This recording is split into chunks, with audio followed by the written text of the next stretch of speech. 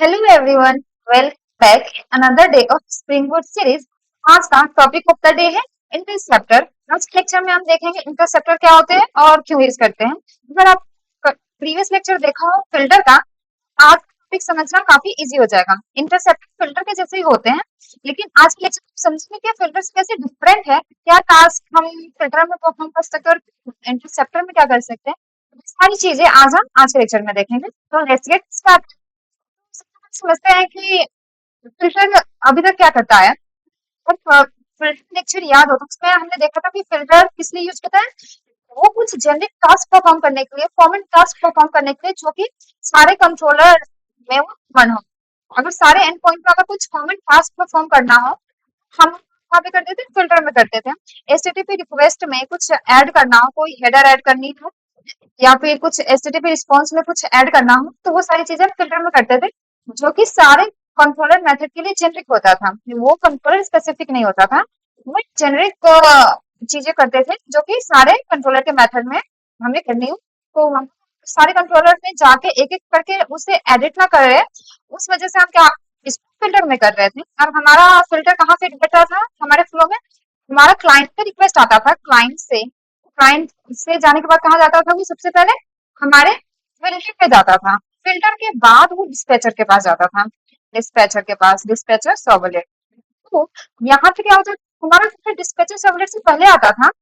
और हमें पता है हमारा डिस्पैचर सर्वलेट किस लिए, क्या चीज है ये, हमारे जो भी रिक्वेस्ट आती है उनको मैप करने का काम करता है कि ये जो रिक्वेस्ट आई है, क्लाइंट जो भी रिक्वेस्ट भेज रहा है कौन सी कंट्रोलर के लिए आई है, वो मैपिंग का काम करता है। हमें पता है कि डिस्पैचर के पास मैपर हैंडलर, अडेप्टर हैंडलर, ये सारे मेथड्स होते हैं जिसके यूज करके वो कोई कंट्रोलर फाइंड करता है एक पर्टिकुलर रिक्वेस्ट के लिए और फिर उस मेथड को करता है। तो ये सारी चीजें रिजॉल्व होती है हमारे डिस्पैचर में होती है, लेकिन हमारा फिल्टर क्या होता है, हमारे डिस्पैचर से पहले आता था। तो आप फिल्टर में सिर्फ वही परफॉर्म कर सकते हैं जो कि जेनरिक, जो कि किसी कंट्रोलर पे डिपेंड ना करता हूँ, क्योंकि इस पॉइंट तक फिल्टर को पता ही नहीं होता था कि कौन सी कंट्रोलर के लिए रिक्वेस्ट आई है, मतलब कौन से मेथड के लिए आई है। तो ये सारी चीजें अभी तक रिजोल्व नहीं हुई होती है, तो वो सिर्फ ऐसा जेनरिक टास्क परफॉर्म करते थे जो कि सारे ही कंट्रोलर के मेथड पे काम कर जाए। यहाँ पे हमने देखा था कि हम फिल्टर में क्या क्या टास्क परफॉर्म कर सकते थे। तो अगर याद हो तो हम क्या कर रहे थे, ऑथोराइजेशन कर रहे थे, मतलब ऑथेंटिकेशन चेक कर रहे थे, लॉगिंग कर रहे थे, कोई भी रिक्वेस्ट और रिस्पॉन्स को हम लॉग कर सकते हैं। और क्या कर रहे थे, हम टाइम मैनेजमेंट मेजरमेंट भी कर रहे थे कि एक रिक्वेस्ट को रन होने में, एग्जीक्यूट होने में कितना टाइम लगता है। ये सारी चीजें हम अपने फिल्टर में करके देख रहे थे। अब इंटरसेप्टर के बारे कि इंटरसेप्टर क्या होता है, मतलब इंटरसेप्टर की नीड क्यों है। अगर हमारे पास फिल्टर है तो इंटरसेप्टर की नीड क्यों है। तो अभी डिस्कस किया कि फिल्टर क्या होता है, बहुत ही जेनरिक टास्क परफॉर्म करता है जो कि कोई भी कंट्रोलर स्पेसिफिक नहीं होता है। वो सारे कंट्रोलर के लिए वो टास्क परफॉर्म हम फिल्टर पे कर सकते हैं। लेकिन व्हाट कुछ कंट्रोलर स्पेसिफिक, कुछ मेथड स्पेसिफिक चीजें करनी है। फॉर एग्जाम्पल, मुझे ये करना है कि कौन सा मेथड, कौन सा कंट्रोलर कॉल हुआ है, उस कंट्रोलर में कौन सा मेथड कॉल हुआ है, मुझे इतना स्पेसिफिक टास्क परफॉर्म करना है और मुझे उस मेथड में कुछ चेंजेस करने हो, तो वो सारी चीजें मैं कैसे कर सकती हूँ। अगेन, अगर कोई मेथड कॉल हो रहा है तो मैं उस मेथड को कॉल से पहले मैं ऑथेंटिकेशन चेक करना चाहती हूँ। एक तो ऑथेंटिकेशन होता है कि ठीक है यूजर वैलिड है या नहीं है, वो चीजें हमें पता है। लेकिन ऑथराइजेशन वो चेक करता है एंड पॉइंट होते हैं उसके लिए एप्लीकेबल है या नहीं। फॉर एग्जाम्पल, पेमेंट गेटवे चाहे कुछ ऐसा, कुछ एडमिन, उसके लिए सिर्फ एडमिन अलाउ रहता है उस एंड पॉइंट को एक्सेस करना। ये सारी चीजें मुझे बहुत ही स्पेसिफिक मेथड चेक करना हो, वो सारी चीजें मैं कहाँ कर सकती हूँ, अपने इंटरसेप्टर में कर सकती हूँ। और ठीक है, अगर इसको डिस्कस करते हैं कि हम अपने इंटरसेप्टर का यूज करके और क्या क्या कर सकते हैं। तो ये सारी चीजें तो हम कर ही सकते हैं जो हम फिल्टर में करते हैं। ऑथराइजेशन चेक करना, ऑथेंटिकेशन चेक करना, रिस्पॉन्स रिक्वेस्ट को लॉक करना और टाइम मेजरमेंट करना कि कितना टाइम लग रहा है। इसके अलावा भी हम, हाँ, अगर कोई स्पेसिफिक चीजें हो तो वो सारी चीजें भी कर सकते हैं। For example, verify user specific end point, कि अगर कोई स्पेसिफिक एंड पॉइंट के लिए हमें रोज चेक करना है, उसको एक्सेस देने से पहले, वो सारी चीजें हम अपने इंटरनेट पे करते हैं। लॉग कंट्रोल और एग्जीक्यूशन टाइम, यहाँ पे दोनों में एक डिफरेंस हो रहा है। हम फिल्टर में जो एग्जीक्यूशन टाइम लेते थे तो उसमें फिल्टर के बाद से हमारा टाइम स्टार्ट हो जाता था, उसमें हमारा डिस्पैचर का टाइम भी इंक्लूड होता, देन उसके बाद जो डिस्पैचर कंट्रोलर को कॉल करेगा और कंट्रोलर सर्विस पर सर्विस रिपोजिटरी को, वो सारा टाइम कंट्रोलर, तो अगर हम फिल्टर में और वो टाइम चेक करें, एग्जीक्यूशन टाइम चेक करें, तो वो कहाँ से होता है, ये पूरा कंट्रोलर कंट्रोलर के आगे भी जो सर्विस रिपोजिटरी है वो टाइम इंक्लूड करता है फिल्टर में। लेकिन अगर मैं इंटरसेप्टर में चेक करूँ तो वो हमारे डिस्पैचर के बाद आता है, तो वो सिर्फ हमारे एजुकेशन टाइप हम चेक कर सकते हैं कि कितना टाइम लग रहा है, तो ये यूजफुलनेस है। Check JWT token before controller, again वही ऑथेंटिकेशन चेक कर सकते हैं। वेरीफाई यूजर और फॉर स्पेसिफिक एंड पॉइंट, किसी पर्टिकुलर मेथड को कॉल करने से पहले हम चेक कर सकते हैं कि कौन उसको कॉल कर सकते हैं कौन नहीं, क्योंकि यहाँ इस पॉइंट तक हमें पता होगा कि हमारा जो कॉल आया है वो कौन से मेथड के लिए आया है, तो हम वो चीजें भी, इतनी स्पेसिफिक चीजें भी हम इंटरसेप्टर में कर सकते हैं। और समझने का फिर ये देखते हैं कि इंटरसेप्टर कहाँ बैठता है हमारे फ्लो में। हमें पता है फिल्टर डिस्पैचर सर्वलेट के पहले आता है, फिल्टर कंट्रोल कहाँ आता है, जो हमारा इंटरसेप्टर होता है वो हमारे फ्लो में यहाँ बैठता है। क्लाइंट से रिक्वेस्ट सबसे पहले किसके पास जाती है, हमारे डिस्पैचर सर्वलेट के पास जाती है, अगर फिल्टर नहीं है तो। अगर फिल्टर होगा तो फिल्टर में आएगी, अदरवाइज वो डिस्पैचर सर्वलेट के पास जाती है, उसके बाद इंटरसेप्टर आता है। इस पॉइंट तक सारी मैपिंग रिजॉल्व हो गई होगी कि जो क्लाइंट रिक्वेस्ट भेज रहा है कौन से कंट्रोलर के लिए भेज रहा है, कौन से मेथड के लिए भेज रहा है, तो ये चीजें यहाँ पे हो गई है।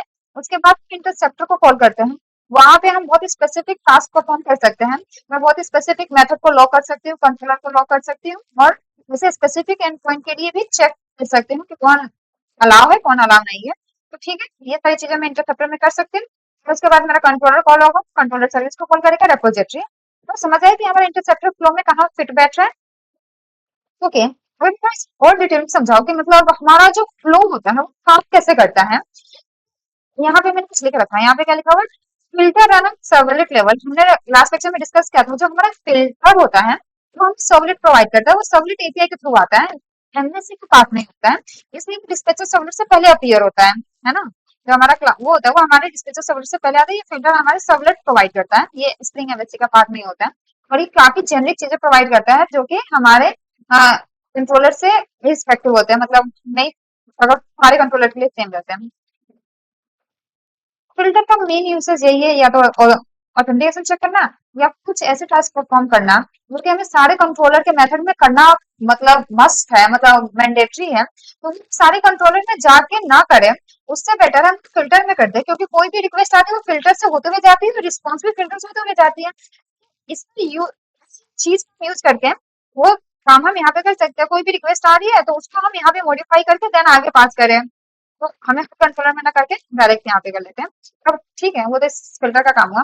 स्प्रिंग जो हमारा इंटरसेप्टर होता है वो होता है, वो हमें कौन प्रोवाइड करता है, वो स्प्रिंग एमएससी प्रोवाइड करता है। स्प्रिंग एमएससी के लेवल पे हम उस पर टास्क परफॉर्म कर सकते हैं। इसका कहने का मतलब ये है कि इस टाइम तक हमें पता है कि हमें कौन सा मेथड कॉल करना है, कौन से कंट्रोलर कॉल करना है, तो उतने स्पेसिफिक टास्क को भी परफॉर्म कर सकते हैं। ओके, अगर मैं इस फ्लो को थोड़ा और डिटेल में समझा दूं, मतलब ये फ्लो कैसे होता होगा, कोई इंटरसेप्टर अगर कोई रिक्वेस्ट आ रही है वो कैसे प्रोसेस होती होगी, इंटरसेप्टर कौन से लॉजिक परफॉर्म कर सकता है, तो ये सारी चीजें इसको समझने के लिए ये देखते हैं कि इंटरसेप्टर को हम लिखते कैसे हैं।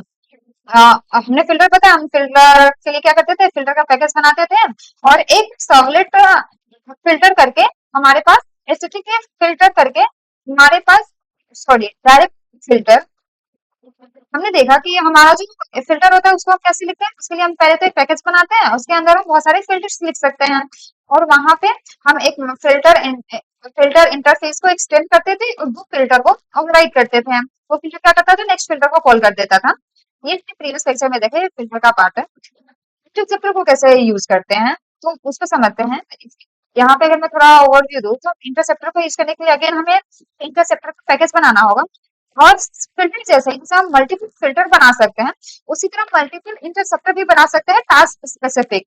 हो सकता है एक इंटरसेप्टर ऑथेंटिकेशन इंटरसेप्टर हो, एक होगा लॉगिंग इंटरसेप्टर, एक होगा टाइम एग्जीक्यूशन इंटरसेप्टर, कुछ मेथड लॉगिंग इंटरसेप्टर, मतलब बहुत स्पेसिफिक बहुत सारे इंटरसेप्टर बना सकते हैं और यूज कर सकते हैं। तो हमें खुद में देखते हैं कि कैसे हम इंटरसेप्टर लिखते हैं, कैसे नेक्स्ट फिर इंटरसेप्टर कॉल होती है, सारी चीजें। तो उसके लिए हम चलते हैं। हमें पता है हमें प्रोजेक्ट बनाना होगा, तो स्प्रिंग इनिशियलाइजर से जाके मैं एक प्रोजेक्ट डाउनलोड कर सकती हूँ। मैंने ऑलरेडी कर रखा है। मैं अपने डायरेक्ट इंटेलिजेंस पे चलती हूँ, हम दिखाती हूँ कि इंटरसेप्टर कैसे बनाते हैं। तो ये तो हमारा मेन क्लास है। अगर मैं इंटरसेप्टर मुझे बनाना है, सबसे पहले इंटरसेप्टर का एक पैकेज बनाऊंगी, और उसके अंदर मैं अपना इंटरसेप्टर लिखूंगी। फॉर एग्जाम्पल मैंने एक इंटरसेप्टर लिख के रखा है ऑलरेडी, लॉगिंग इंटरसेप्टर करके। इसमें चलते हैं, मैं दिखाती हूँ लॉगिंग इंटरसेप्टर कैसा दिखता है। तो यहाँ पे मैं सेम फिल्टर जैसे जैसे मुझे फिल्टर इंटरफेस एक्सटेंड करना पड़ता था, तो मुझे अगर इंटरसेप्टर यूज करना है, तो मुझे एक 100 इंटरसेप्टर करके इंटरफेस मिला हुआ है, मुझे उसे एक्सटेंड करना होगा।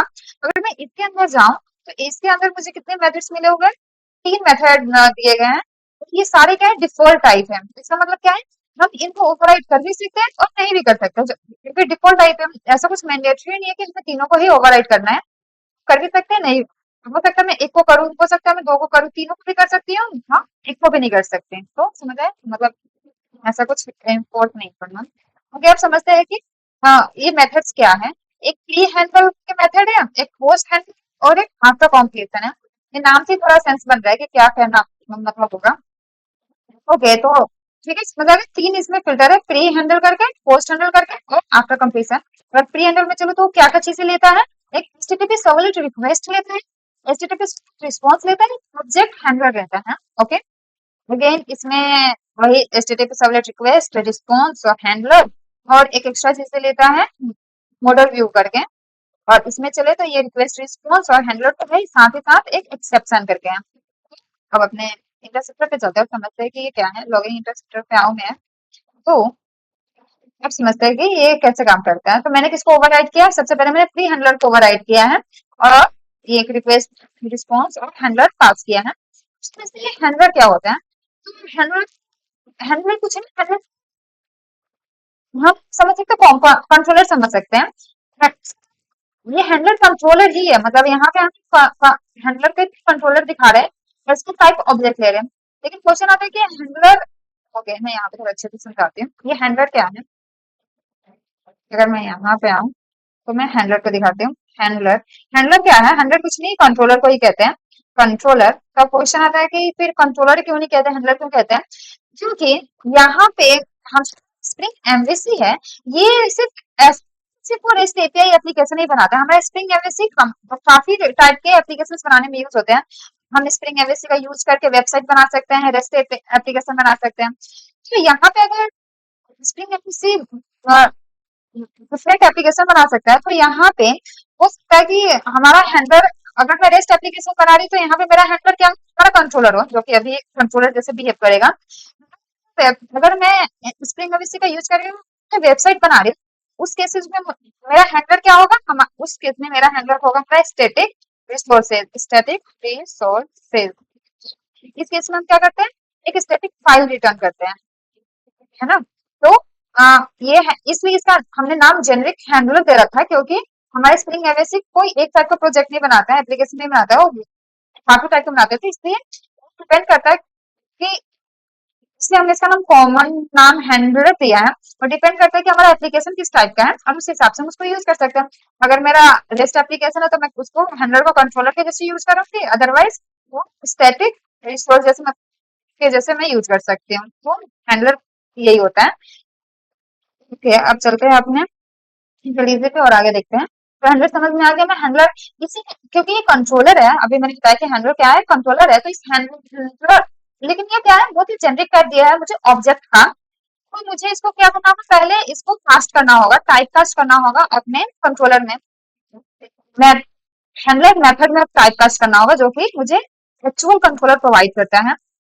ये काफी जेनरिक है। मुझे अगर अपना कंट्रोलर फेच करना है, यूज करना है, उसके लिए मुझे इसे टाइप कास्ट करना पड़ेगा। ठीक है, तो इसको अभी देखेंगे। पहले हम देखते हैं कि ये फ्लो कैसा है। सबसे पहले हमने एक प्री हैंडलर का नाम का मेथड है, उसको मैंने ओवरराइड किया, फिर पोस्ट हैंडलर को किया, एक आफ्टर कंप्लीशन को हैंडल किया। फ्लो कैसा होगा, तो कभी भी एचटीटीपी रिक्वेस्ट आएगी, तो वो डिस्पैचर सर्वलेट कहाँ पास करेगा, सबसे पहले हमारे प्री हैंडलर को कॉल करेगा। सबसे पहले मैपर को कॉल करता है, जो मैपर हैंडलर रहता है, हमारा स्प्रिंग एमवीसी का कंपोनेंट है।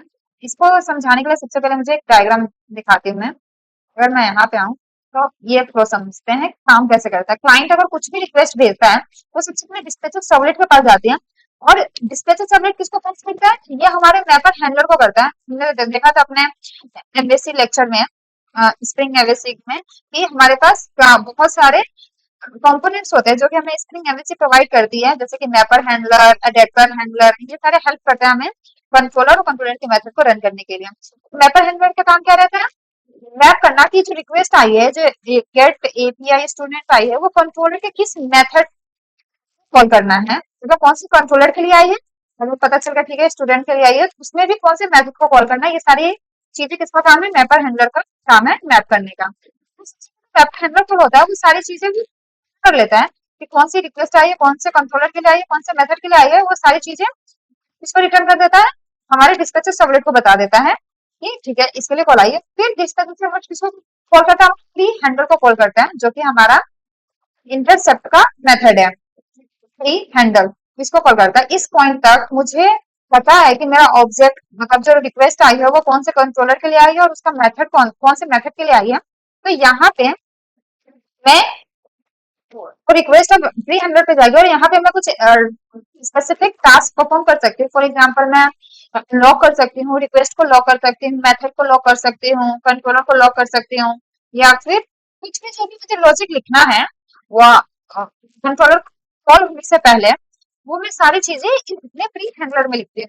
मुझे कंट्रोलर कॉल होने से पहले अपने एचटीटीपी रिस्पॉन्स में कुछ चेंजेस करने हैं, ऐड करना है, सेट करना है, ये सारी चीजें लॉ करना है, वो सारी चीजें मैं अपने कंट्रोल को कॉल होने से पहले जो भी टास्क है वो मैं फ्री हैंडलर में परफॉर्म कर सकती हूँ। ध्यान दो तो यहाँ पे क्या ये रिटर्न कर रहा है? बुलियन रिटर्न कर रहा है, रिटर्न ट्रू। ऐसा ये इसका मतलब क्या? रिटर्न ट्रू कहने का मतलब है कि इसका कहने का मतलब है कि हाँ ये जो मेथड है ये बोल रहा है कि मुझे जो टास्क परफॉर्म करने थे मैंने वो परफॉर्म कर लिया है। हाँ you can proceed to next, मतलब अब तुम्हें कॉल करना है तो नेक्स्ट को कॉल करो। नेक्स्ट क्या हो सकता है? हमारा कंट्रोलर हो सकता है, अदरवाइज ये हमारा नेक्स्ट को नेक्स्ट क्या हो सकता है? कंट्रोलर हो सकता है, अदरवाइज अगर कोई दूसरा इंटरसेप्ट है तो उसको कॉल कर दो, उसके उस इंटरसेप्ट के फ्री हैंडल को कॉल कर दो। अगर मेरे पास चेन ऑफ इंटरसेप्टर है, इंटरसेप्टर 1, इंटरसेप्टर 2, फ्री हैंडल क्या जो भी इससे टास्क परफॉर्म करना है वो परफॉर्म करके रिटर्न ट्रू कर देगा, जो कि हमारे स्प्रिंग को बताता है कि मैं नेक्स्ट इंटरसेप्टर या फिर कंट्रोलर को कॉल कर, मुझे जो करना था मैंने कर ली। समझ आ रहा है? तो रिटर्न ट्रू किया तो क्योंकि मेरे पास सिर्फ एक ही मेथड है तो एक ही इंटरसेप्ट है, तो अब ये किसको कॉल करेगा? हमारे कंट्रोलर को कॉल करेगा। ओके, तो ना अब ये किसको कॉल करेगा? फ्री हैंडलर हमारे कंट्रोलर को कॉल करेगा। कंट्रोलर को जो मेथड एग्जीक्यूट करने हैं, जो भी चीजें होगी, वो लॉजिक, बिजनेस लॉजिक, सर्विस को कॉल करना, रिपोजिटरी, ये सारे टास्क परफॉर्म हो जाएंगे। इसके बाद हमारा फ्री हैंडलर किसको कॉल कर देता है? अडेप्टर हैंडलर को कॉल करेगा, क्योंकि अडेप्टर हैंडलर ही तो कंट्रोलर को कॉल करते हैं। फ्री हैंडलर के बाद अडेप्टर हैंडलर कॉल होगा, अडेप्टर हैंडलर कॉल होने के बाद वापस से रिक्वेस्ट डिस्पैचर सर्वलेट के पास जाएगी, डिस्पैचर सर्वलेट वापस से किसको कॉल करेगा? हमारे पोस्ट हैंडलर को कॉल करेगा। ये हमारा इंटरसेप्टर का दूसरा मेथड है, पोस्ट हैंडलर। यहाँ पे हम कैसे टास्क परफॉर्म करते हैं? अगेन ये पोस्ट हैंडलर और आफ्टर कंप्लीशन दोनों ही मेथड कब रन होते हैं? हमारे कंट्रोलर के कॉल होने के बाद रन होते हैं। ओके, पोस्ट हैंडल और आफ्टर कंप्लीशन। अब आता है कि पोस्ट हैंडल और आफ्टर कंप्लीशन में डिफरेंस क्या है। फिर पोस्ट हैंडल जस्ट कंट्रोलर के कॉल होते ही कॉल हो जाता है, जैसे कंट्रोलर को हमने कॉल किया उसे जो, और उसके बाद नेक्स्ट हमारा पोस्ट हैंडल कॉल हो जाता है। इस टाइम पर हमारे जो रिस्पॉन्स है, जो भी रिक्वेस्ट वो अच्छे से प्रोसेस नहीं हुई होती है, मतलब अच्छे से एग्जीक्यूट नहीं हुई होती है। तो, तो अगर यहाँ पे उससे पहले ही हमारा ये पोस्ट हैंडल कॉल हो जाता है, और आफ्टर कंप्लीशन कॉल होता है जब हमारा कंट्रोलर पूरे अच्छे से कंप्लीट हो गया होता है, पूरे अच्छे से प्रोसेस हो गया होता है, जो भी उसे एग्जीक्यूट करना है, कॉल करना है, ये सारा चीज करने के बाद हमारा ये मेथड कॉल होता है। अगेन ये अच्छा डिफरेंस नहीं है, इसको मैं और अच्छे से समझाऊं तो पोस्ट हैंडल हम अपने रेस्ट एप्लीकेशन में ज्यादा यूज नहीं करते। ये हमारा रेस्ट एप्लीकेशन है, इसको ये पोस्ट तब यूज होता है जब आप वेबसाइट बना रहे होते हैं। अगर मैं यहाँ पे दिखाऊं तो ये क्या क्या चीजें लेता है? रिक्वेस्ट लेते हैं, रिस्पॉन्स लेते हैं, हैंडलर लेते हैं, और यहाँ पे मॉडल एंड व्यू करके लेता है। ये पोस्ट हैंडल हम कब यूज करते हैं? जब अगर हम कोई वेबसाइट बना रहे हैं जहां पे हमें कुछ स्टेप पेज रिटर्न करनी है, इस केस में हम पोस्ट हैंडल को कॉल करते हैं। यहाँ पे मॉडल व्यू को का एक ऑब्जेक्ट फेच कर रहे हैं, पर फॉर एग्जांपल ये कब यूज होता है, अगर मुझे कोई पेज रिटर्न करना है एचटीएमएल पेज, तो कंट्रोलर से जो मेथड परफॉर्म करना था कर लिया उसने, वो रिस्पॉन्स एचटीटीपी पेज को बना रहा होगा उसी टाइम हम पोस्ट ओवरराइड का सॉरी पोस्ट हैंडल का यूज करके हम उसमें अपनी तरफ से भी कुछ ऐड कर सकते हैं, अपने कंट्रोलर के लॉजिक के अलावा और ऐड करना है तो उसको मैं यहाँ पे ऐड कर सकती हूँ उस पेज में, उस व्यू में, और फाइनली फिर आफ्टर कंप्लीशन कॉल होगा और रन हो जाएगा। अगर मैं एक रेस्ट एप्लीकेशन बना रही हूँ तो मुझे इस मेथड को ओवरराइड ना भी करूँ तो चलेगा, क्योंकि हमने देखा कि ये सारे डिफॉल्ट मेथड्स हैं, मैं ओवरराइड कर भी सकती नहीं भी कर सकती। तो हम अपने रेस्ट एप्लीकेशन में इसको बहुत कम ही यूज करते हैं, हमारा दो से काम चल जाता है, प्री हैंडल और आफ्टर कंप्लीशन। इसमें तो फिल्टर के जैसे समझ सकते हो, जहाँ फिल्टर में जो हम फिल्टर से पहले बिफोर फिल्टर जो हम फास्ट परफॉर्म करते थे वो प्री हैंडल में हम तो सारी चीजें परफॉर्म करते हैं, और जो हम आफ्टर फिल्टर परफॉर्म करते थे उसे हम आफ्टर कंप्लीशन वाले मेथड में परफॉर्म कर सकते हैं। ये पोस्ट फिल्टर अगर कोई वेबसाइट बना रहे तब यूजफुल, अदरवाइज हम इसे ना भी ओवरराइड करें तो ये काम चल जाएगा। लेकिन मैंने बस दिखाने के लिए लगाया है कि इनका फ्लो कैसा रहता है। तो सबसे पहले हमारा प्री हैंडल कॉल होता है, उसके बाद पोस्ट हैंडल कॉल होता है, क्योंकि ये जस्ट कंट्रोलर के कॉल होते ही वापस से कॉल हो जाता है। और ये आफ्टर कंप्लीशन जब हमारा कंट्रोलर अच्छे से पूरी तरह से कंप्लीट हो जाता है, पूरे अच्छे से प्रोसेस हो जाता है, देन उसके बाद कॉल होता है। तो इसका फ्लो अगर होगा तो अगर मैं इसे प्रिंट करूं तो सबसे पहले मेरा प्री हैंडल कॉल होगा, देन पोस्ट हैंडल, और देन आफ्टर कंप्लीशन कॉल होता है। तो बस इसका दिखाने के लिए, ऑडियो दिखाने के लिए मैंने यहाँ पे लिखा। अब समझ आ गया कि हम पोस्ट हैंडल रेस्ट एप्लीकेशन में नहीं लिखते हैं, बना भी लिखो तो चल जाएगा मेरा। और यहाँ पे मैं वो टास्क परफॉर्म करूंगी जो कि मुझे कंट्रोलर के बाद परफॉर्म करना होता है, कुछ रिस्पॉन्स को लॉ करना, रिस्पॉन्स में से रिस्पॉन्स को मॉडिफाई करना, ये सारी चीजें मैं यहाँ पे कर सकती हूँ। टाइम एग्जीक्यूशन को देखना, यहाँ हो सकता है मैं यहाँ पे टाइम स्टार्ट करूँ तो मैं टाइम का एंड कहाँ करूंगी, इस वाले अपने आफ्टर कॉम्प्लीशन में। समझ आ गया आपको? अगर मैं यहाँ पे मैंने क्या बना रखा है, कंट्रोलर बना रखा है स्टूडेंट कंट्रोलर, यहाँ पे ले चलूँ तो मैंने एक सिंपल सा एक मेथड बना रखा है पोस्ट मैपिंग करके, और ये क्या रिटर्न करता है, स्टूडेंट क्रिएटेड रिटर्न करता है और कुछ नहीं करता है।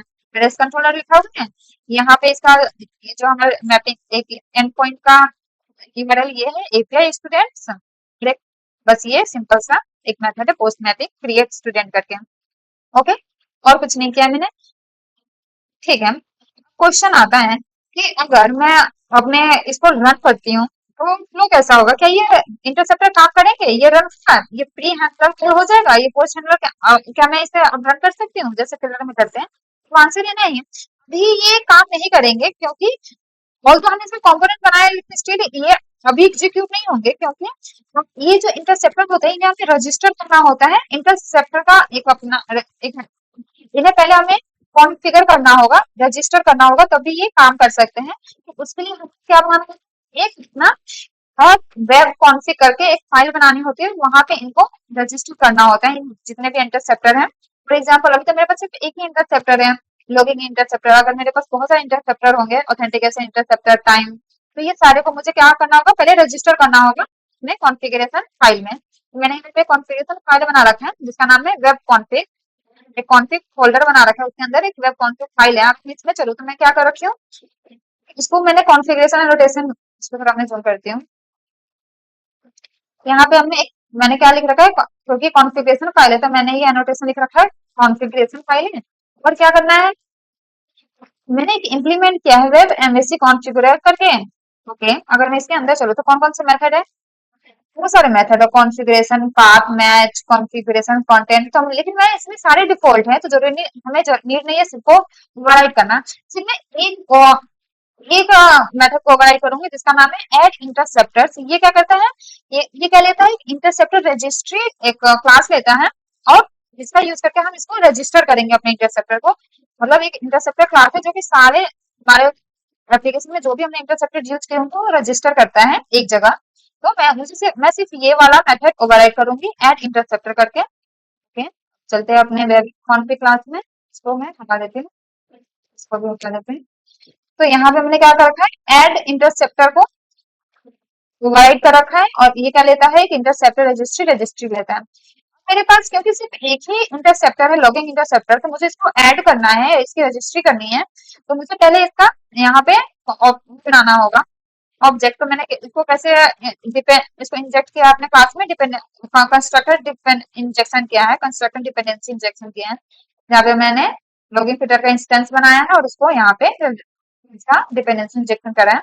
और मेरे पास ये इसका रेफरेंस आ गया है, तो मैं इसको रजिस्टर कर सकती हूँ। तो मैंने क्या किया, इसके अंदर एक मेथड होता है रजिस्ट्री डॉट एड इंटरसेप्टर, और इंटरसेप्टर को मैं ऐड कर सकती हूँ।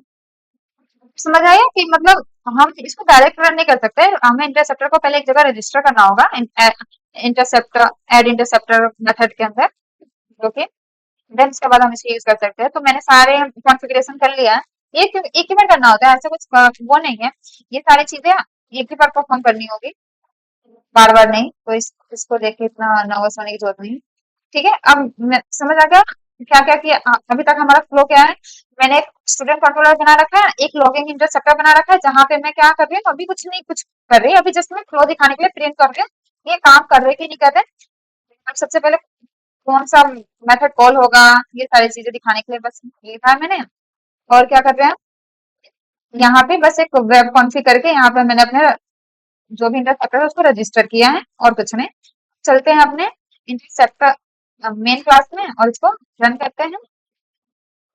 और पोस्टमैन का यूज करके अगर मैं स्टूडेंट कंट्रोलर पे आऊँ, तो मैं यहाँ इस पे इस एंड पॉइंट पे मैं एक रिक्वेस्ट सेंड करूंगी, पोस्ट रिक्वेस्ट। देखते क्या होता है। ठीक है, अगर मैं यहाँ पे आऊँ, फिर यहाँ पे देखते हैं कैन स्टार्टेड ऑन 8080, ओके। यहाँ पे आते हैं और ये पोस्ट मेथड है, एपीआई स्टूडेंट्स। अगर मैं सेंड करूँ, यहाँ पे बॉडी पे हमें, अगर मैं यहाँ पे ओके स्टूडेंट क्रिएटेड आ गए, ठीक। अगर मैं यहाँ पे लॉग पे दिखाऊँ, यहाँ पे क्या क्या लॉग हुआ है कंसोल पे चल के, तो देखो सबसे पहले हमारा पहले इंटरसेप्टर पे आ जाते हैं। लॉग इंटरसेप्टर सबसे पहले कौन सा कॉल हुआ है, प्री हैंडलर कॉल हुआ है, क्योंकि वो हमारे कंट्रोलर के कॉल होने से पहले होता है। उसके बाद हमारा पोस्ट हैंडलर कॉल हुआ है, उसके बाद आफ्टर कंप्लीशन कॉल हुआ है। इससे अभी भी अच्छा फ्लो समझ नहीं आ रहा है, इसको समझाने के लिए मैं यहाँ पे ये प्रिंट कर देती हूँ कि कंट्रोलर कब कॉल हो रहा है, ताकि समझ आए कि कंट्रोलर से पहले कौन से मेथड कॉल होता है, कंट्रोलर के बाद कौन से मेथड कॉल होते हैं। System dot out dot print पे, और यहाँ पे देते हैं कंट्रोलर कॉल। हमने कंट्रोलर को कॉल कर दिया है, बस इतना ही लिखूंगी।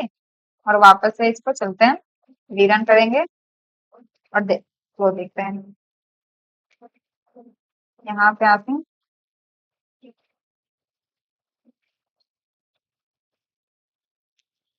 ओके इसे रन हो जाने दो, हो गया। अब मैं अगर सेंड करूँ तो फ्लो देखो, सबसे पहला प्री हैंडलर कॉल हुआ, उसके बाद कंट्रोलर कॉल हुआ, कंट्रोलर के बाद मेथड कॉल होता है। उसमें भी सबसे पहले हमारा पोस्ट हैंडलर, उसके बाद आफ्टर कंप्लीशन कॉल होता है, क्योंकि ये पूरा जब तक पूरा कंट्रोलर अच्छे से एग्जीक्यूट हो जाता है, उसके बाद ही एक मेथड कॉल होता है आफ्टर कंप्लीशन वाला। ठीक है, तो हम तो समझ चुके हैं। अगर मैं अपने लॉगिन फिल्टर में आऊँ और मैं इस पोस्ट में हैंडल को हटा भी दूं, क्योंकि मेरे काम का नहीं है, क्योंकि मैं एक रेस्ट एप्लीकेशन बना रही हूँ। ये जनरल क्यों है, क्योंकि अभी मैंने बताया जो स्प्रिंग एमवीसी है उसको आप किस तरह के एप्लीकेशन बनाने जा रहे हैं। स्प्रिंग एमवीसी का यूज करके रेस्ट एप्लीकेशन भी बना सकते हैं, वेबसाइट भी बना सकते हैं। तो क्योंकि स्प्रिंग एमवीसी को पता नहीं है कि हम एग्जैक्ट कौन सा मतलब कौन सा एप्लीकेशन बनाएंगे, तो इसलिए उसने ये सारे ऑप्शंस दे रखे हैं। अब हम पे डिपेंड करता है कि हम जिस टाइप का एप्लीकेशन बना रहे हैं उन मेथड्स को यूज कर रखे हैं। उसने हमें डिफॉल्ट सारे मेथड्स डिफॉल्ट दे रखे हैं। हम चाहें तो जो भी मेथड राइट करना वो राइट कर सकते हैं। अगर मुझे सिर्फ पहले वाले लॉजिक परफॉर्म करना है, तो मैं चाहूँ तो इसे भी हटा सकती हूँ। अगर मुझे कंट्रोलर के बाद कोई लॉजिक परफॉर्म नहीं करना है, तो मैं सिर्फ 300 को रहने दे सकती हूँ और बाकी इसको भी हटा सकती हूँ। ठीक है, ये सब चीजें तो हम ऐसे ही देख रहे थे। अब थोड़ा कुछ काम की चीजें करते हैं, देखते हैं कि यहाँ पे मैं कैसे क्या क्या चीजें कर सकती हूँ। तो क्योंकि लॉगिंग है, तो मैं क्या क्या चीजें लॉग कर सकती हूँ। फिल्टर में देखा कि आप फिल्टर का यूज करके, और ठीक है, ये क्या है हमारा, ये एक हमें सर्वलेट रिक्वेस्ट देता है, जिसमें हमें पता है कि सारे मेथड्स होंगे। गेट करके हमको जो भी एचटीटीपी रिक्वेस्ट में वैल्यूज होती है, हम तो गेट कर सकते हैं। यहाँ पे रिस्पॉन्स होता है, रिस्पॉन्स में भी कुछ ऐड कर सकते हैं, कंट्रोलर कॉल करने से पहले कुछ हेडर से सेट करना वो सेट कर सकते हैं।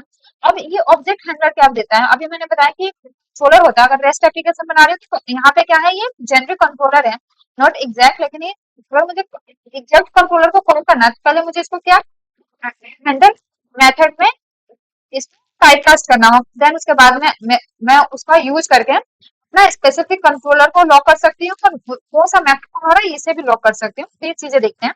अगर सबसे पहले आऊँ तो मैं अपने रिक्वेस्ट को यूज करके क्या क्या लॉक कर सकती हूँ। अगर मैं रिक्वेस्ट लिखूँ रिक्वेस्ट डॉट गेट तो मैं काफी चीजें पैरामीटर गेट कर सकती हूँ। अगर मैं कुछ पैरामीटर भेज रही हूँ तो पैरामीटर को यहाँ पे गेट कर सकती हूँ।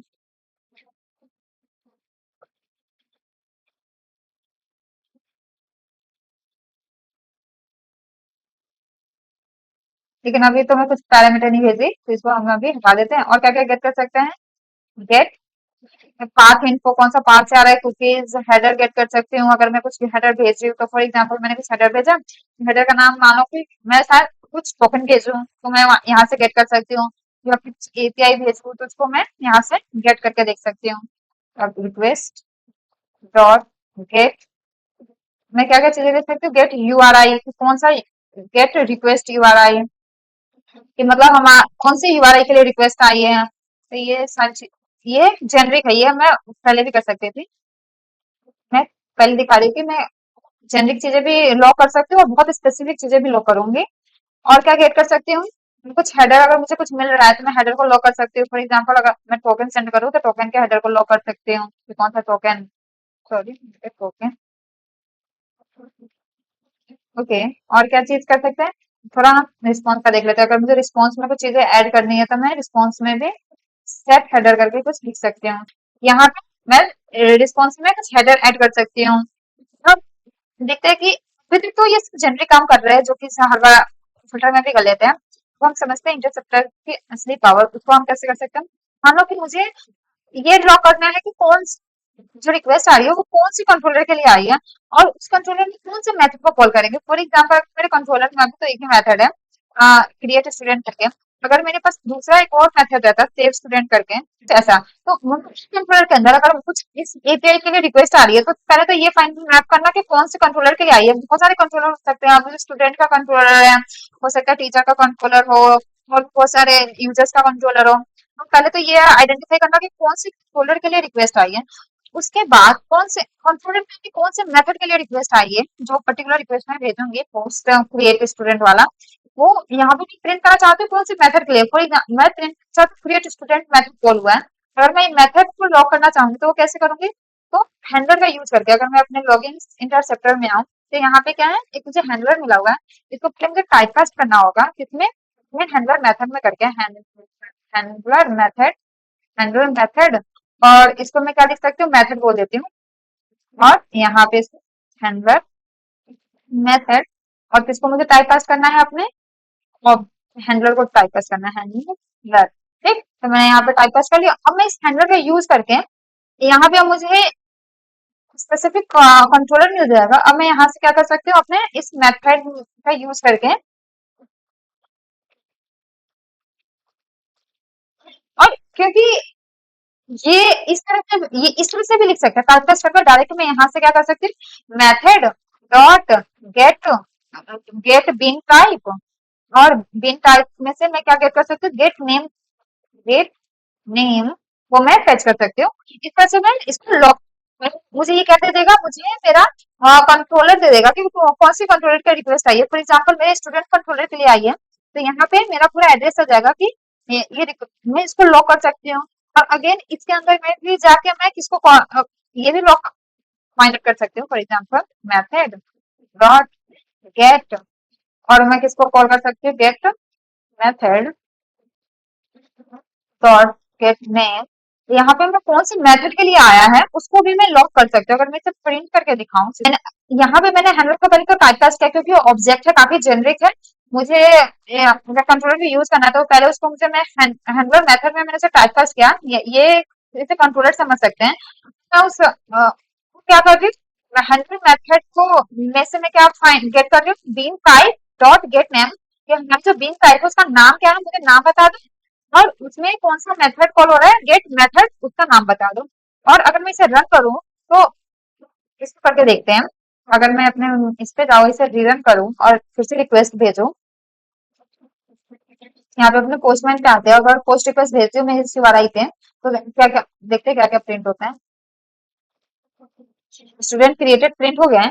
अगर मैं यहाँ पे चलूँ तो मेरा क्या क्या प्रिंट हो रहा है, पहले अपने लॉगिन इंटरसेप्टर पे आता है, मैं क्या क्या लॉक कर रही हूँ। सबसे पहले तो मैं URI लॉक कर रही हूँ कि रिक्वेस्ट का URI क्या है। तो मैं एपीआई स्टूडेंट, मतलब जो हम रिक्वेस्ट का URI किसे कहते हैं, इस वाले पार्ट को कहते हैं कि कौन सा एंड पॉइंट के लिए रिक्वेस्ट भेज रहे हो, उसे URI कहते हैं। तो ये हमारा URI है, तो वो प्रिंट हो गया एपीआई स्टूडेंट करके। और मैं क्या प्रिंट कर रही हूँ, अगर मैं अपने हेडर्स में जाऊं तो मैं दिखाऊं यहाँ पे, तो मैं एक टोकन सेंड कर रही हूँ जिसका टोकन क्या है, 1 2 3 4 5 है। और यहाँ पे मैं क्या लॉक कर रही हूँ, टोकन को भी लॉक कर रही थी, तो यहाँ पे टोकन प्रिंट हो गया। तो यानी यहाँ पे मैं क्या कर रही थी, रिस्पॉन्स हेडर सेट कर रही थी। तो अगर मैं दिखाऊं यहाँ पे, और यहाँ पे चलते हैं और हेडर में जाऊं, तो देखो मेरे कंपनी के नेम में ओसीएन पीवीटी लिमिटेड ये भी सेट हो चुका है। ये सारी चीज मैं कब कर रही हूँ, कंट्रोलर को कॉल करने से पहले कर रही हूँ। मुझे पता है कि हम रिस्पॉन्स में चीजें पहले ही सेट कर देते हैं, कंट्रोलर को सेंड करने से पहले ही।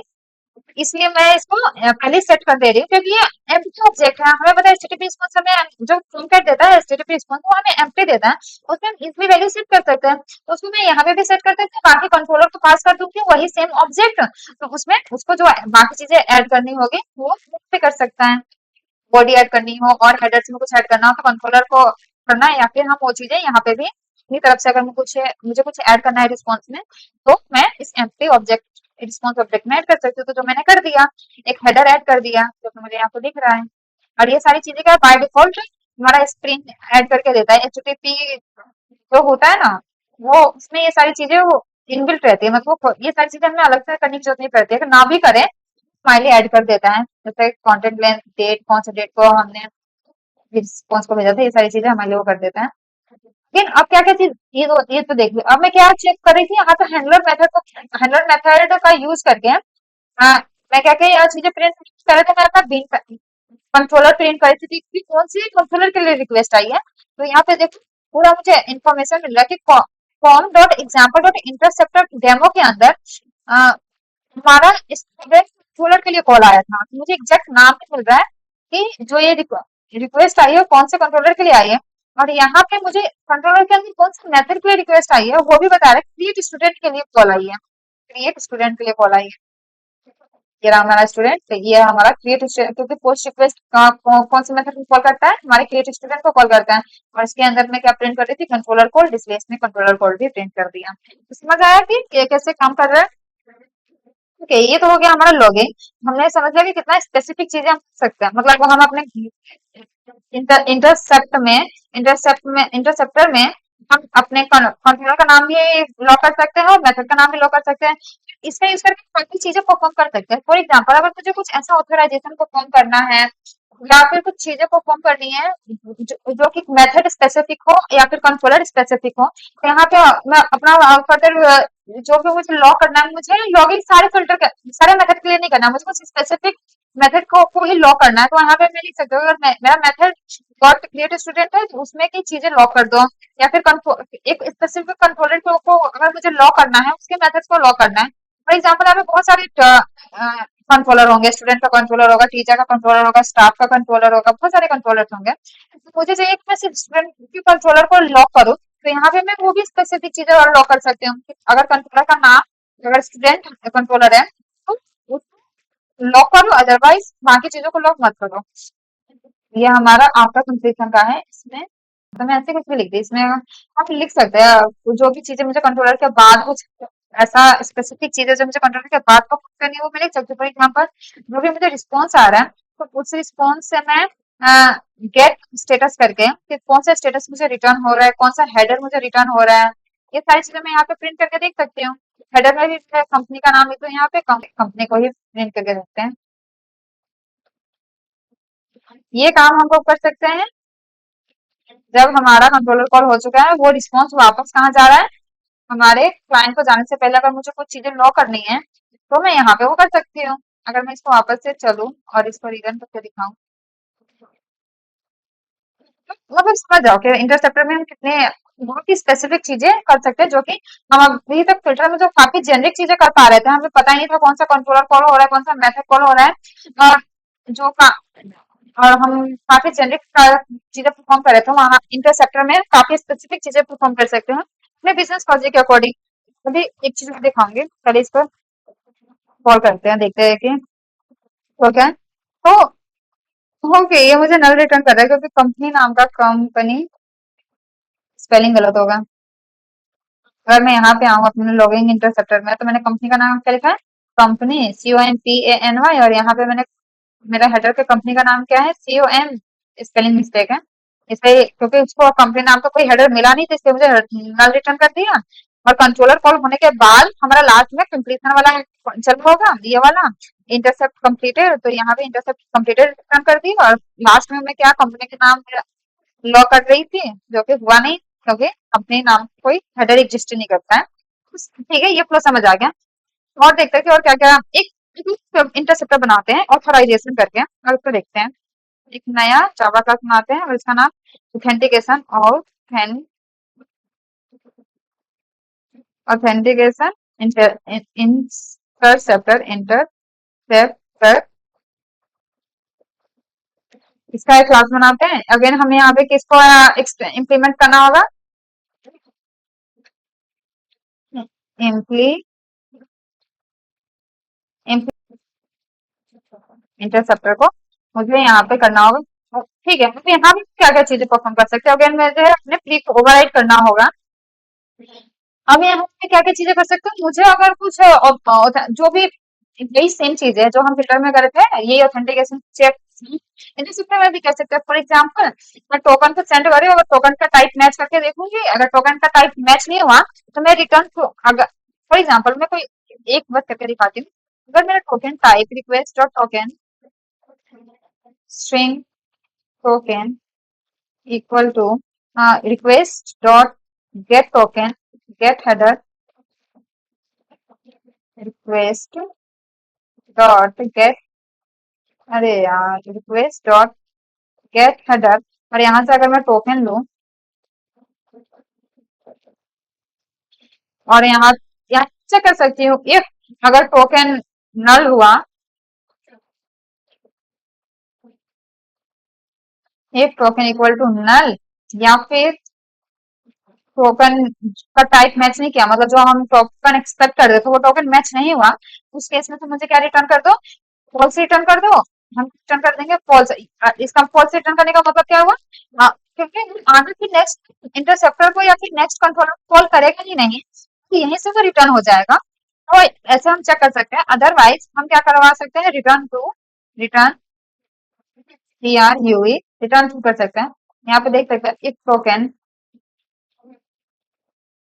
मस्ट बी इक्वल टू क्या होना चाहिए, 1 2 3 4 5, ये होगा तो काम करेगा, अदरवाइज काम नहीं करेगा। यहाँ पे error replace with equals, okay, ये दोनों स्ट्रिंग टाइप का है, मुझे इसको token dot equal dot equal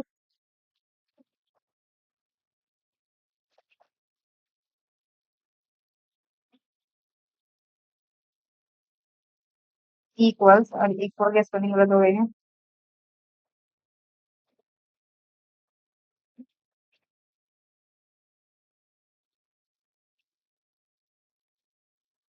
okay, इस तरह से हम चेक कर सकते हैं।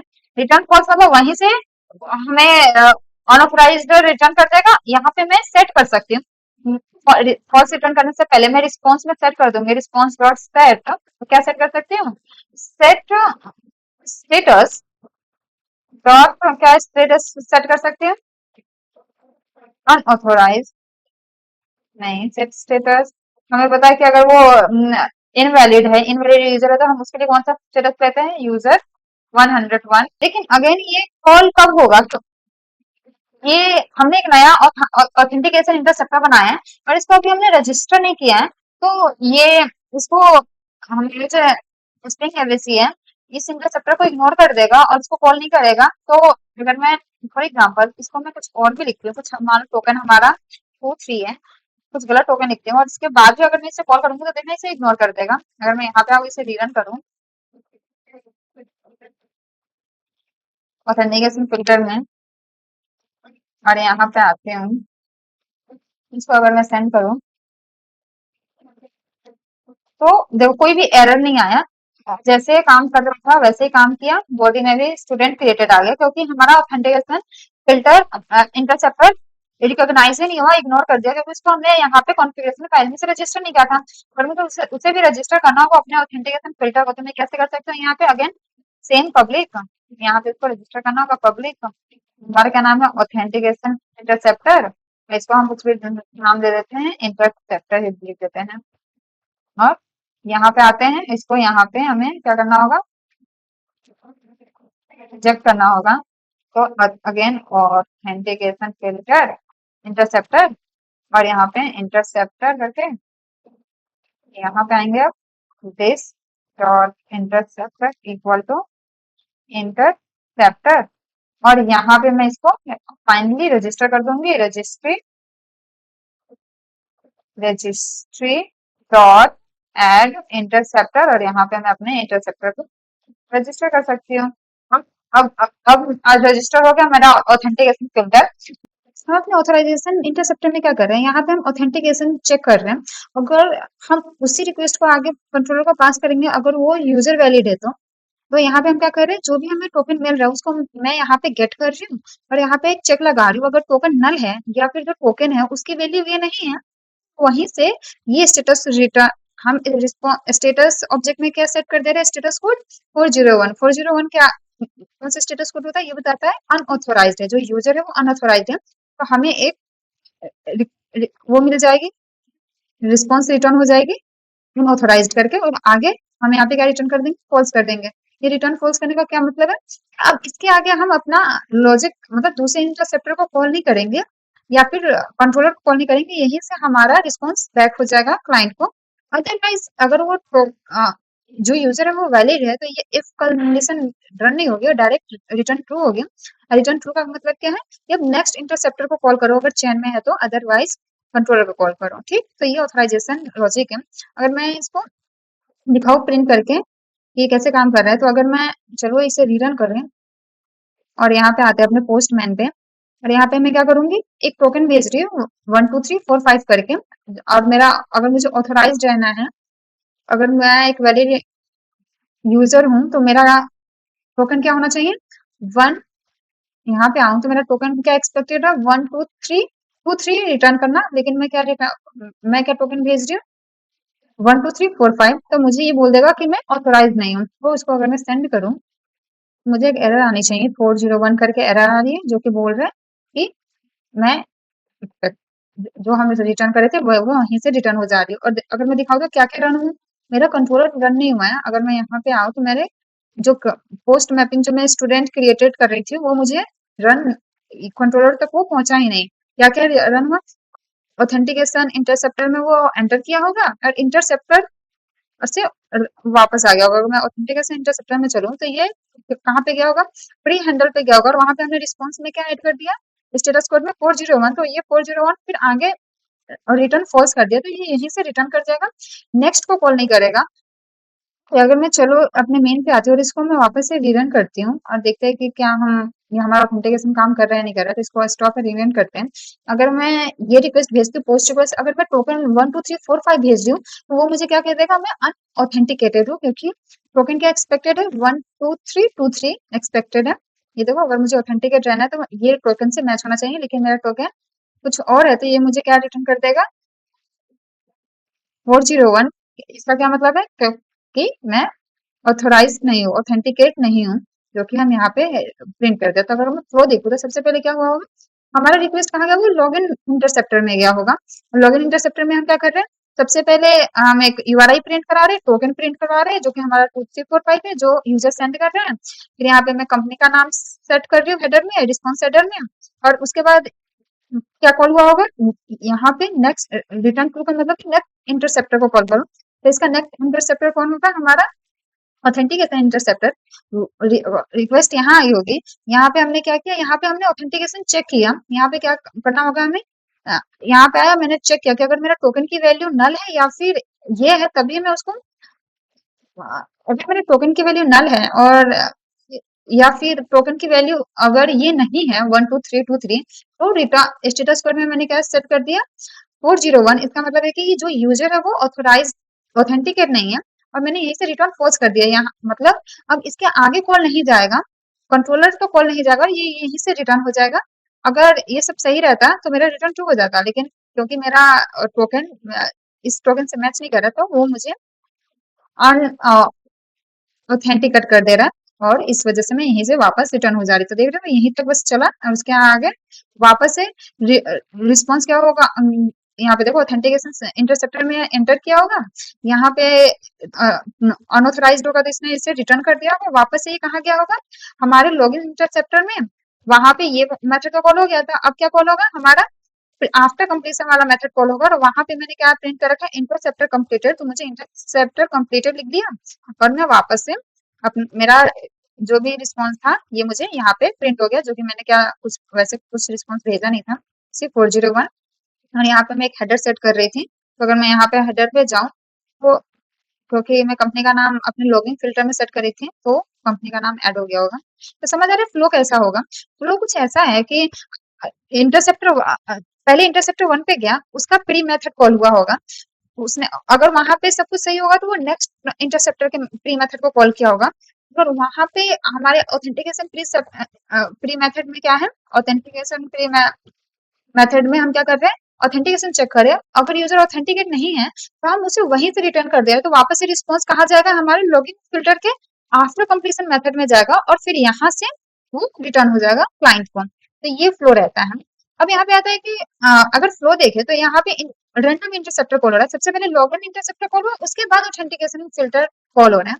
ऐसा क्यों, मुझे चाहिए कि पहले मेरे ऑथेंटिकेटर वाला जो इंटरसेप्टर है वो कॉल हो, क्योंकि अगर यूजर ऑथेंटिकेटेड है तभी मैं उसको लॉक, उसके रिक्वेस्ट को लॉक करूंगी, उसके रिस्पॉन्स को लॉक करूंगी, या फिर उसके साथ कुछ मतलब कुछ अपना लॉगिंग या फिर कुछ बिजनेस प्रोजेक्ट परफॉर्म करूंगी। अदरवाइज मैं इनवैलिड यूजर के साथ कुछ नहीं करना चाहती। तो सबसे पहले मुझे चाहिए कि मेरा इंटर ऑथेंटिकेशन इंटरसेप्टर कॉल होना चाहिए। ये कैसे होता है, तो इसको हम ऑर्डर कर सकते हैं, जैसे हम फिल्टर को ऑर्डर कर पा रहे थे, तो फिल्टर पे हमें क्या लिखना पड़ रहा था, @order, और हम ऑर्डर लिख दे रहे थे। यहाँ पे हम ऑर्डर कैसे करते हैं, अपने वेब कॉन्फ़िग में जाएंगे और यहाँ पे जितने भी इंटरसेप्टर है ना, हम यहाँ पे आके डॉट ऑर्डर, और यहाँ पे मैं कोई वैल्यू डाल दूं 1, यहाँ पे आऊं इसको कुछ वैल्यू दे दूं। फॉर एग्जाम्पल ये कौन सा मेथड है, लॉग इंटरसेप्टर, इसको मैं 2 वैल्यू देना चाहती हूँ। पहले मैं चाहती हूँ कि मेरा ऑथेंटिकेशन, जो ये मेरा इंटरसेप्टर है ऑथेंटिकेशन वाला, वो पहले नंबर पे कॉल हो ऑर्डर, और मैं इसको 1 करती हूँ, तो सबसे पहले मेरा कौन सा मेथड कॉल होगा, 1 वाला, देन 2, और इसको मैं 3 बोल देती हूँ। ये अभी हम देखेंगे कौन सा मेथड है, इसको अभी हम कमेंट आउट कर देते हैं, इसको रजिस्टर नहीं करते हैं। और अगर मैं चलूँ उसको वापस से रीरन करती हूँ, तो देखना मेरा मेथड सबसे पहले ऑथेंटिकेशन वाले इंटरसेप्टर पे जाएगा और वो वहीं से रिटर्न हो जाएगा। लॉगिंग हम कुछ लॉग नहीं करेंगे। अगर मैं यहाँ पे आऊँ और वापस से इसे सेंड करूँ, तो मुझे देखो अनऑथराइज्ड मिल गया, क्योंकि मैं ऑन अनऑथेंटिकेटेड का एरर आ गया है कि मैं अनऑथराइज्ड हूँ, द रिक्वेस्ट इज अनऑथेंटिकेटेड। ठीक, और मैं यहाँ पे आऊँ तो क्या क्या प्रिंट हुआ है, कुछ नहीं। सबसे पहले वो हमारे कौन से मेथड में, इंटरसेप्टर में गया, हमारे ऑथेंटिकेटर्स इंटरसेप्टर में गया। यहाँ पे अगर लॉक करूँ तो इंटरसेप्टर में गया और यहाँ पे उसने ऑथराइजेशन चेक किया होगा, यहीं से इसने इसे रिटर्न कर दिया, तो फिर आगे किसी भी इंटरसेप्टर में नहीं गया और वापस रिटर्न हो गया। तो समझ आया ऑर्डर कैसे कर सकते हैं। ओके, मैंने एक और इंटरसेप्टर बना रखा है जिसका नाम है ऑथराइजेशन। ये क्या चेक करता है, इसका काम है ऑथेंटिकेशन ऑथराइजेशन में डिफरेंस ये होता है, ऑथेंटिकेशन हम चेक करते हैं कि ये चेक करते हैं कि यूजर लॉगिन है या नहीं है, मतलब जो यूजर है उसने लॉगिन किया है कि नहीं किया है। और ऑथराइजेशन किसके लिए होता है, आफ्टर लॉगिन, मतलब यूजर ने लॉगिन भी कर लिया, उसके बाद भी हमें कुछ ऐसे एंड पॉइंट जिसका हमें एक्सेस नहीं देना है कि नॉर्मल यूजर को, उसमें हम ऑथराइजेशन का यूज करते हैं।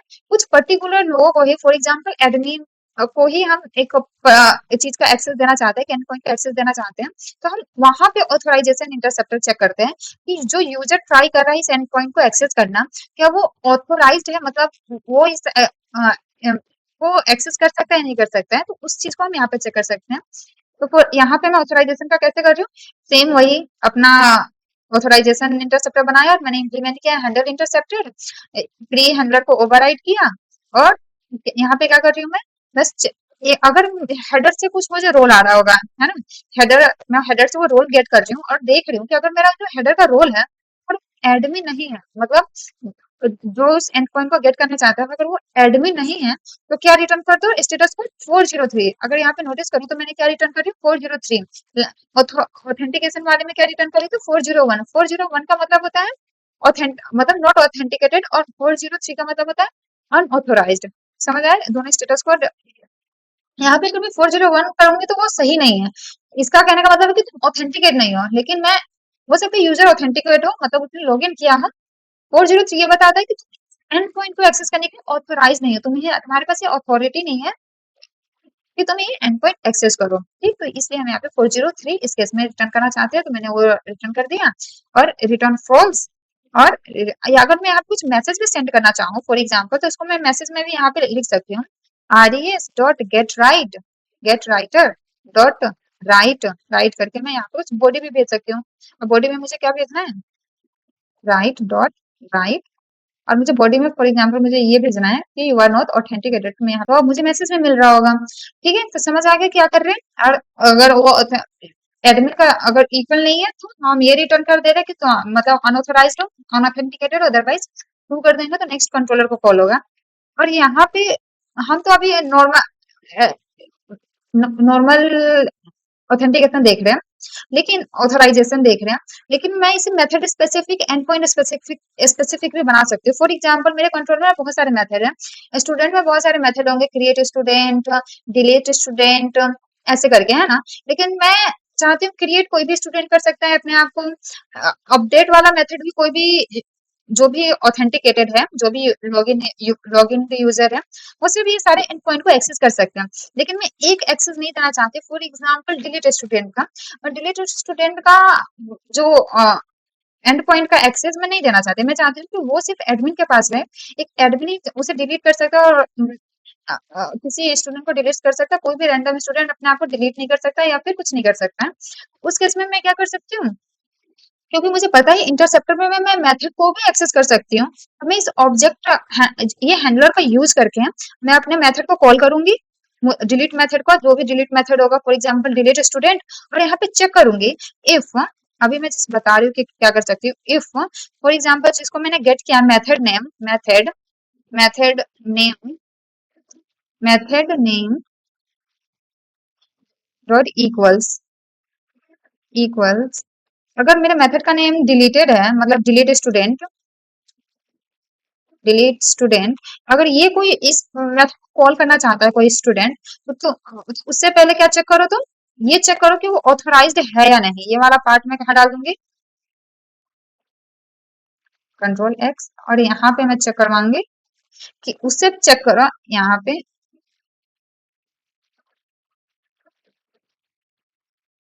ठीक, तो यहाँ पे मैं क्या करूंगी, चेक करूंगी कि अगर मेरा मेथड का नाम, अगर कोई अगर इस मेथड को एक्सेस करना चाहता है, अगर कोई जो रिक्वेस्ट आई है इस मेथड के लिए आई है, तो मैं पहले चेक कर लूंगी। तो पहले मैं उसका ऑथराइजेशन चेक करूंगी कि वो कौन ये रिक्वेस्ट भेज रहा है, क्या वो एडमिन भेज रहा है या फिर कोई नॉर्मल यूजर भेज रहा है। अगर वो एडमिन नहीं भेज रहा है तो मैं यहीं से रिटर्न फोर्स कर दूंगी कि तुम इस एंड पॉइंट के लिए ऑथोराइज नहीं हो, और यहीं से रिक्वेस्ट वापस चली जाइए। अदरवाइज मैं ट्रू करूंगी और आगे वो कंट्रोलर को कॉल होगा, कंट्रोलर से फिर कंट्रोलर के पास जाएगा, कंट्रोलर ये डिलीट स्टूडेंट को कॉल करेगा, फिर वो सर्विस जाएगा, फिर रेपो पे जाएगा, रेपो फिर फाइनली उसे डेटाबेस डिलीट कर देगी।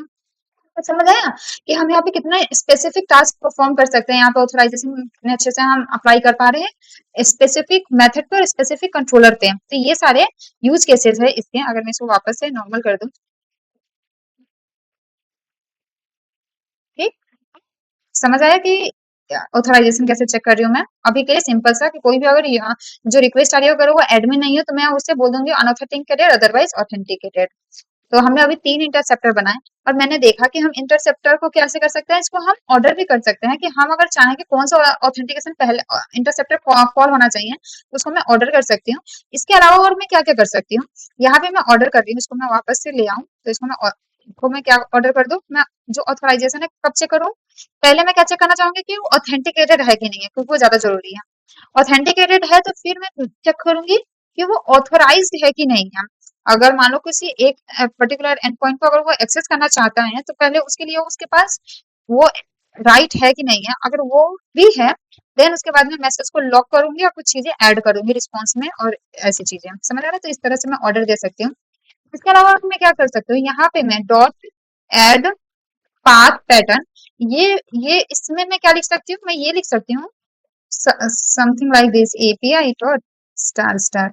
ये क्या बता रहा है, ये बता रहा है जो भी रिक्वेस्ट आ रही है, अगर उसके रिक्वेस्ट में उसके यूआरआई में एपीआई है और उसके बाद कुछ भी है, एपीआई के बाद API student, API teacher, API कुछ भी, तो ये इंटरसेप्टर कॉल करना मतलब करना ही, क्योंकि मुझे अगर ये लॉगिन इंटरसेप्टर है तो मैं सबका इंटरसेप्टर लॉक करना चाहती हूँ, तो मैं यहाँ पे लिख सकती हूँ कि सबका इंटरसेप्टर लॉक करना। अदरवाइज यहाँ पे मैं एक स्टार हटा दूं तो इसका मतलब क्या होगा कि सिर्फ इसके अलावा, सॉरी नहीं, 2 स्टार का मतलब कि एपीआई और इसके साथ कुछ भी है तो उसको तो हाँ लॉक करना। और इसके अलावा एक मेथड और आता है एक्सक्लूड करके, एक्सक्लूड पैटर्न्स, इसमें क्या लिख सकती हूँ मैं, फॉर एग्जाम्पल मैं इसमें कुछ ऐसा लिख सकती हूँ जिसका अगर एपीआई डॉट स्टार, ठीक है, ये क्या बता रहा है, अगर मैं इस पूरे का मतलब समझाऊं तो पहले तो मैं उसे रजिस्टर कर रही हूँ, यहाँ पे मैं यही पे कॉन्फ़िगरेशन क्लास में यहाँ पे मैं ऑर्डर डिसाइड कर सकती हूँ कि तुम ये कौन से इंटरसेप्टर कौन से ऑर्डर पे कॉल होना चाहिए। इसके अलावा मैं इसमें ऐड पाथ पैटर्न, ये क्या पाथ पैटर्न होता है, इसमें मैं ये बता सकती हूँ कि कौन कौन से जो यूआरएल है उसको अ, उसके लिए ये इंटरसेप्टर कॉल होना चाहिए। अगर किसी भी रिक्वेस्ट में एपीआई से और उसके अलावा उसके बाद कुछ भी है, उन सबके लिए ये लॉग मेथड कॉल करना। और यहाँ पे एक्सक्लूड पाथ पैटर्न, यहाँ पे मैं एक्सक्लूड भी करना चाहूँ कुछ तो एक्सक्लूड कर सकती हूँ कि अगर कोई भी रिक्वेस्ट में अगर कुछ इस टाइप का यूआरआई है एपीआई डॉट स्टार्ट करके, तो इसके लिए तो कॉल मत करना हमारे लॉगिन इंटरसेप्टर को। सेम उसी तरह ऑथराइजेशन के लिए मैं चेक कर सकती हूँ, ऑथेंटिकेशन के लिए इसमें क्या कर सकते हैं कि जितने भी एपीआई वाले हैं उन सबको ऑथेंटिकेट कर दो, मतलब ऑथेंटिकेट मत करो। ये ऑथेंटिकेशन किस किस के लिए चलना चाहिए, हमारे एपीआई सबके लिए चलना चाहिए। जो भी यूजर आए पहले उसका चेक करो कि वो ऑथेंटिकेटेड है या नहीं है, और किसके लिए नहीं चलना चाहिए। फॉर एग्जाम्पल हमारा एक एंड पॉइंट है एपीआई स्टूडेंट लॉगिन करके, लॉगिन तो वो स्टूडेंट करने ही जा रहा है, तो उस यूआरएल को अगर मुझे एक्सेस करना है तो उसके लिए मुझे ऑथेंटिकेटेड होने की जरूरत नहीं है। उसके होगे ऑफ कोर्स मुझे अगर लॉगिन होना है तो पहले मैं लॉगिन होंगे तभी तो ऑथेंटिकेटेड कहलाऊंगे। तो अगर मुझे वो करना है तो ऐड पाथ में मैं क्या लिख सकती हूँ कि जो भी रिक्वेस्ट आई अगर उसमें कुछ भी एपीआई और ऐसे करके हैं तो उनको उनका पहले ऑथेंटिकेशन चेक करो और उसको एक्सक्लूड करेगा। कोई मैसेज अगर कोई जो एंड पॉइंट आ रहा है, कोई रिक्वेस्ट में कुछ ऐसा है, ऐसा एपीआई लॉगिन करके कुछ रिक्वेस्ट आ रही है, उसको एक्सक्लूड कर दो। उसके लिए मत चेक करना ऑथेंटिकेशन, क्योंकि ऑफकोर्स वो लॉगिन करने आ रहा है तो उसके लिए ऑथेंटिकेशन कैसे चेक करेंगे। पहले वो लॉगिन लॉगिन करने ही आ रहा है, ऑथेंटिकेट होने ही आ रहा है, तो उसके लिए ठीक समझ आ रहा है। और इस तरह से हम कुछ चीजें ऐड कर सकते हैं, किसके लिए करो किसके लिए मत करो। यहाँ पे मैं कुछ और भी लिख सकती हूँ। फॉर एग्जाम्पल एक एपीआई के लिए चेक मत करो और कुछ ऐसा रिक्वेस्ट आ रहा है, कुछ और लॉजिक है। फॉर एग्जाम्पल कुछ रिक्वेस्ट एपीआई डॉट कुछ कोई सा भी, फॉर एग्जाम्पल कुछ ऐसे मेथड्स भी होते हैं जहाँ पे हम बिना यूजर लॉगिन के यूजर को हम कुछ पेजेस दिखाते हैं। फॉर एग्जाम्पल होम पेज, किसी भी वेबसाइट में जाते हैं तो हमें होम पेज देखने के लिए लॉगिन नहीं करना पड़ता है, कुछ कुछ उसको छोड़ के। तो कुछ अगर कोई रिक्वेस्ट इसके लिए आ रही है एपीआई होम करके, तो उसके लिए भी तुम चेक मत करना उसका ऑथेंटिकेशन। अदरवाइज इसके अलावा बाकी सबका चेक करना। हम यहाँ पे वैसे ही ये सारी चीजें हम यहाँ पे डिफाइन कर सकते हैं। तो ये समझ आ गया।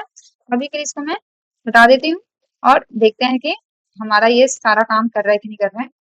ये बस समझाने के लिए था। इसको अगर मैं दिखाऊं तो यहाँ पे आते हैं अपने, हम इस टोकन में क्या ले रहे हैं, टोकन की वैल्यू क्या होनी चाहिए 1 2 3 2 3। ओके, तो यहाँ पे आते हैं और अपने टोकन पे चलते हैं। तो सॉरी हेडर्स पे टोकन में मैं क्या ले रही हूँ 1 2 3 2 3 ले रही हूँ। और मेरा वो क्या है, और क्या अगर मुझे ऑथराइजेशन वाला इंटरसेप्टर को भी पास करना है तो मुझे एक रोल भेजना है, और उस रोल में क्या होना चाहिए, सिर्फ एडमिन को एक्सेस दे रहा है, उसके अलावा कोई किसी और को एक्सेस नहीं दे रहा है। अगर मैं यहाँ पे रोल लिखूं, रोल में किसका एक्सेस है, वो सिर्फ एडमिन को दे रहा है,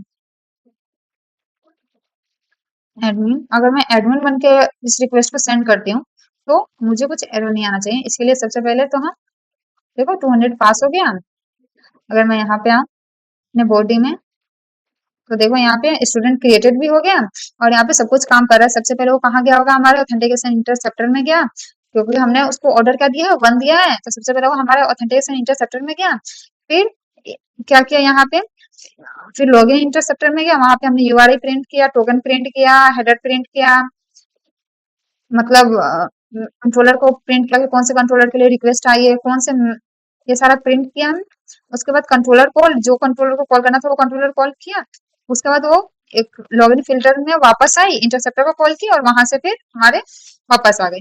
अगर मैं यहाँ पे एडमिन ना भेज के कुछ और भेजती हूँ, मानो यूजर भेजती हूँ, देखो यहाँ पे मुझे कौन सा स्टेटस कोड मिल रहा है, 403 access to the resource is prohibited. इसका मतलब क्या होता है, 403 का मतलब फोरबिडन, ये रिक्वेस्ट फोरबिडन है, इस रिक्वेस्ट को तुम एक्सेस नहीं कर सकते। तो सबसे पहले वो हमारा रिक्वेस्ट किसमें गया होगा, हमारे ऑथेंटिकेशन इंटरसेप्टर में गया होगा। उसके बाद कहाँ गया होगा, हमारे ऑथराइजेशन में गया होगा। सबसे पहले ऑथेंटिकेशन, यहाँ पे मैं सिर्फ एक चीज प्रिंट कर रही हूँ, ऑथेंटिकेशन इंटरसेप्टर, क्योंकि मैं सही टोकन भेज रही हूँ 2323, तो मेरा ऑथेंटिकेटेड तो मैं हूँ मैं। तो फिर इसमें किसको कॉल किया होगा, नेक्स्ट इंटरसेप्टर को कॉल किया होगा, ऑथोराइजेशन को। ऑथोराइजेशन पे क्या, यहाँ पे उसने चेक किया होगा कि रोल क्या है, यहाँ पे रोल अगर मेरा एडमिन नहीं है तो मुझे फॉरबिडन स्टेटस कोड मिल रहा है, जो मुझे मिल रहा है, और मैं यहीं से रिटर्न फॉल्स कर दे रही हूँ, मतलब मैं इसके आगे नहीं जा पा रही हूँ। ओके, तो ये है फ्लो। सो इंटरसेप्टर अच्छे से समझ आ गया। अब समझ आ रहा है कि हम इंटरसेप्टर और फिल्टर में डिफरेंस क्या होता है। इंटरसेप्टर और फिल्टर दोनों ऑलमोस्ट सेम ही चीज होती है, लेकिन हम फिल्टर क्या करते हैं, काफी जेनिक टास्क परफॉर्म करता है।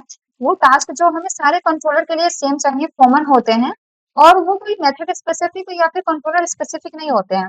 वो टास्क हम यहाँ पे फिल्टर में परफॉर्म करते हैं। फॉर एग्जाम्पल, अगर कुछ मुझे कुछ हेडर सेट करना है अपने रिस्पॉन्स में, जो कि सारे कंट्रोलर के मेथड में सेट होने चाहिए, तो वो मैं फिल्टर में कर सकती हूँ। कोई हमने ये भी देखा है कि अगर कुछ रिक्वेस्ट को मॉडिफाई करना है या फिर रिस्पॉन्स बॉडी को मॉडिफाई करना है, ये सारी चीजें हम फिल्टर में करते हैं। ये किसी उससे रिलेटेड नहीं है, मेथड स्पेसिफिक। हम इंटरसेप्टर में क्या कर सकते हैं, इंटरसेप्टर में क्योंकि ये डिस्पैचर सबनेट के बाद आता है, तो हमें ये आइडिया रहता है कि कौन से कंट्रोलर को कॉल करना है, कौन से मेथड को कॉल करना है। हम यहाँ पे मोर स्पेसिफिक टास्क परफॉर्म कर सकते हैं, मेथड को लॉक कर सकते हैं, कंट्रोलर को लॉक कर सकते हैं, और उससे रिलेटेड काफी स्पेसिफिक लॉजिक भी लिख सकते हैं। जैसा अभी मैंने बताया था कि ऑथोराइजेशन मुझे सिर्फ एक मेथड पे लगाना है, मुझे सारे पे नहीं लगाना। मुझे ऑथोराइजेशन वाला जो इंटरसेप्टर है सिर्फ एक एंड पॉइंट को लगानी है, जो कि डिलीट का है। तो यहाँ पे मैं वो भी लिख सकती हूँ कि अगर मेरा अगर मेथड कॉल डिलीट के लिए आ रहा है तो बस चलाओ, अदरवाइज ऑथेंटिकेशन वाला मत चलाओ। मैं यहाँ पे यहाँ आके इनको वो भी देख सकती हूँ कि कौन से यूआरआई के लिए ये इंटरसेप्टर कॉल करना चाहिए, कौन कौन से करना इंक्लूड कर सकती हूँ, एक्सक्लूड भी कर सकती हूँ। हमने देखा कि इंटरसेप्टर भी काफी पावरफुल होता है। कोई भी हम एप्लीकेशन बना रहे होता है तो इंटरसेप्टर का यूज करके हम काफी अच्छी लॉजिक परफॉर्म कर सकते हैं। ठीक, तो हाँ, अब एक चीज है कि जैसे हमने देखा कि हम फिल्टर में भी ऑथेंटिकेशन कर रहे सकते हैं और अपने इंटरसेप्टर में भी, लेकिन अच्छा वे वही है। अगर मुझे ऑथेंटिकेशन रिलेटेड कुछ लॉजिक लिखना है तो सबसे बढ़िया ये होता है कि वो टास्क हम फिल्टर में परफॉर्म करें, क्योंकि फिल्टर हमारी कॉन्टैक्ट के बाद आती है, मतलब वो डिस्पैचर सर्वलेट से पहले आती है। तो अगर कोई यूजर ऑथेंटिकेटेड नहीं है तो हमें वहीं पे चेक हो जाएगा और वहीं से रिटर्न हो जाएगा। हमें डिस्पैचर सर्वलेट में आके सारी मैपिंग वैपिंग करने के बाद ऑथेंटिकेशन करने का कोई सेंस नहीं बनता है। उस केस में हम ऑथेंटिकेशन वाला जो ऑथेंटिकेशन से रिलेटेड लॉजिक हमें फिल्टर में परफॉर्म करना चाहिए। और अगर टाइम वाइम का जो हमने देखा कि अगर टाइम एग्जीक्यूशन देखना है कि कितना टाइम लग रहा है कंट्रोलर को कॉल होने के लिए, तो वो चीजें हम यहाँ पे परफॉर्म कर सकते हैं इंटरसेप्टर में, क्योंकि ये डिस्पैचर को काउंट नहीं करता है। एग्जैक्ट देखता है कि एक मेथड को एग्जीक्यूट होने में टाइम कितना लगा, कंट्रोलर सर्विस और रेपो वाला टास्क देखता है। तो समझ आ गई कि इंटरसेप्टर और फिल्टर में यही डिफरेंस है।